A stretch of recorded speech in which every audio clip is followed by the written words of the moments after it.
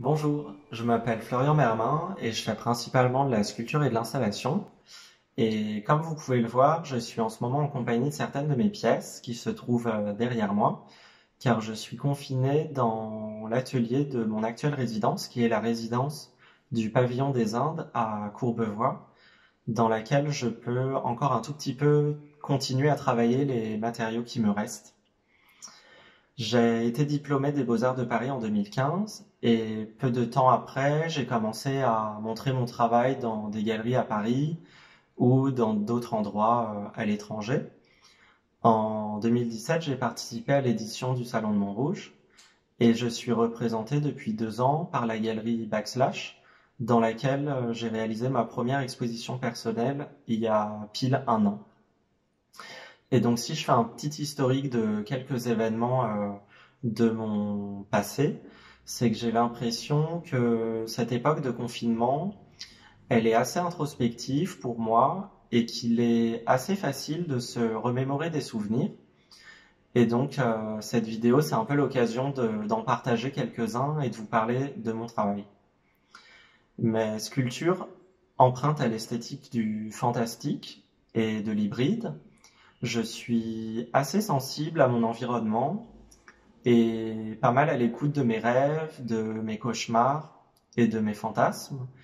Et j'aime bien dire que je peux faire de la réalité le scénario où le public affronte ses peurs ou réajuste ses croyances. La présence de motifs reconnaissables dans mon travail, comme l'image de la sorcière, les maisons, les griffes ou encore les toiles d'araignée, et aussi la multiplication des matériaux et leur mode de monstration, comme les socles, les nappes, les rideaux ou les dessertes, sont un peu des outils pour moi qui me considèrent et me positionnent comme le créateur d'un tout. J'utilise régulièrement le registre métaphorique dans la création de mes pièces. Ainsi, l'anecdote peut se transformer en sculpture, l'objet peut se changer en odeur et la fleur se métamorphoser en souvenir. En 2016, lors de l'exposition Félicita au Palais des Beaux-Arts de Paris, j'ai réalisé une installation environnementale dans laquelle on pouvait découvrir des œuvres les unes à la suite des autres. C'était un peu l'occasion de dévoiler un paysage allégorique où les végétaux et les sculptures étaient réunis et où le spectateur était invité à évoluer dans cet espace, dans une déambulation sensorielle et onirique. Il y avait d'ailleurs un gros bouquet de lys dans l'une de mes sculptures qui libérait un parfum assez enivrant. J'ai remarqué que lors de spectacles ou dans les salles de cinéma, le spectateur était toujours dans un dispositif de mise à distance.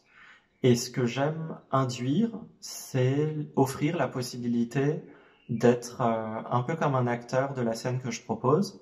C'est peut-être un moyen pour moi de remédier aux expositions que je trouve figées et que j'évite depuis plusieurs années. À l'occasion de l'édition Nuit Blanche 2019, à Paris, j'ai présenté une installation qui s'appelait Florian Mermin vous invite au jardin. C'était un titre évocateur pour un jardin intérieur que je cultive depuis plusieurs années.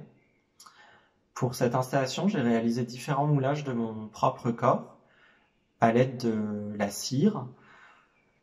Et c'était un peu des personnages qui étaient statiques, comme des secondes peaux, et ils étaient coiffés de cornes de satyre aux formes inspirées de volutes métalliques au travers desquelles j'ai pu observer des jardins étrangers.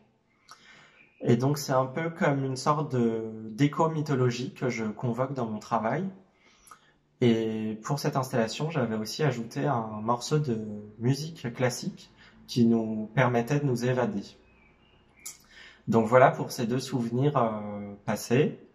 J'espère pouvoir réouvrir les portes de mon atelier très bientôt et vous y accueillir. En attendant, je vous souhaite un bon courage pour la fin de ce confinement. À bientôt.